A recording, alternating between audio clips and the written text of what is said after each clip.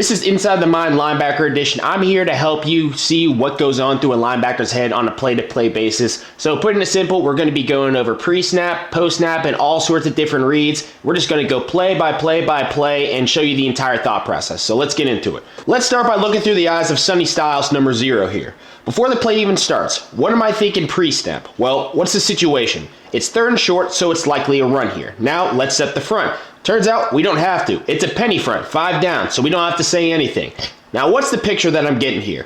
We got back in the dot, that's a high run tendency, and the tight end could work across the formation, and we're in man, so I'm going to communicate with my safety, make sure that he's on him so I don't have to worry about him or any other motions.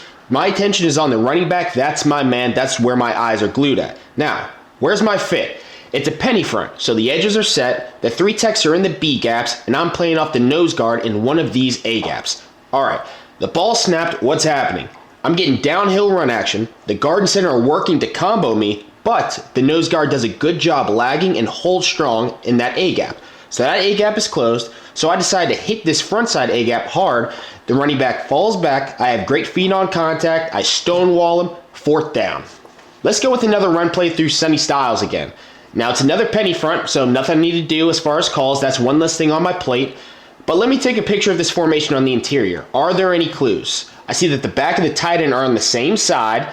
I see that the tight end is slightly tucked, and it might be something small, but if you look at this right guard here, he's a little light on his hand, he's slightly far back from the line of scrimmage, and these things indicate he's a possible puller. So between the tucked tight end, he's on the same side as the running back, and then a possible puller in the guard, automatically I'm thinking of a counter play. Now the ball snap, what am I seeing? I'm right about the counter, but instead of the tight end, they pull a tackle around, but it's all the same, it's still a counter. So this changes my gap from A gap off the nose and penny front to the next available gap to the puller. So the lineman blocked down, the pullers are coming around, they're going to kick out the end, and the next one is going to work up to me.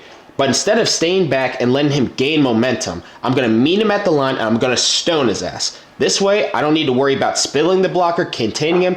I just meet him in the hole and I try to stuff up the line. So I stop his ass in the hole, I give the running back nowhere to go, and my buddies come in and make the play. Now, I didn't make the tackle here, but I disrupt the line of scrimmage, I set a wall, and it gives the running back nowhere to go. Let's look at this play through the eyes of Arvell Reese, number 8. So pre-snap, what am I thinking? First, let's set the front. We're in a tight front, so we're going to set what we call a 3 technique to the tight end. But in this instance, they have a lineman over, so we're going to set it to him. Now, he shifts back, so I'm going to reset the front, and I'm going to set it to this off-ball tight end. I'm going to make a rip, rip, rip call. That means 3 technique to the right. Now, with this rip call, I know that my gap is in this vacated A gap right here. Now, what's the picture? What's the offense showing me? I can't see the whole formation, I'm not on the field, but what we can see is that the back's in the dot, that's a big stretch or downhill run indicator, and this tight end is in a possible lead blocking position, or he can sift backside.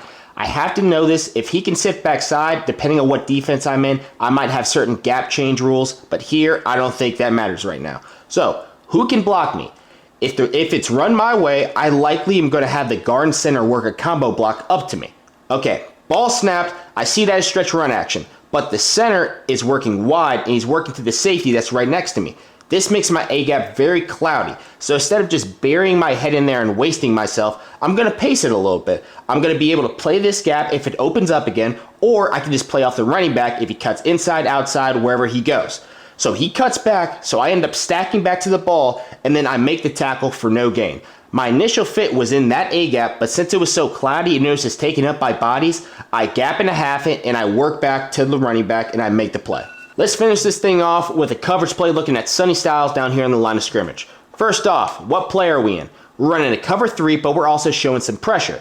Next, what's my drop? I'm a curl flat defender.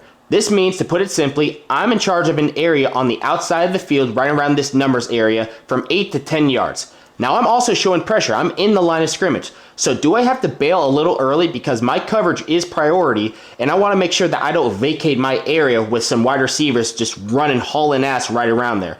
No, I can stay in because I've got cut splits to my side, no real speed threats on the outside. Now, the ball snap, I'm dropping to my landmark, 8 to 10 yards right around the numbers.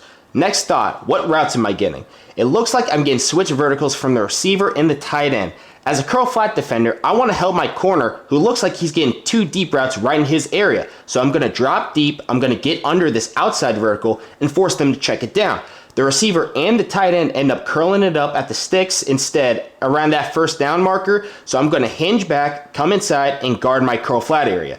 The coverage is tight, they check it down, I drive on it, it's a 1-yard gain, it is just great coverage all around, especially myself. Of course, every linebacker has different reads and different checks, and of course this isn't what they were actually thinking on the field, maybe a little bit, but I'm just trying to give you a quick taste of what might go on through a linebacker's head on any given play. So, thank you.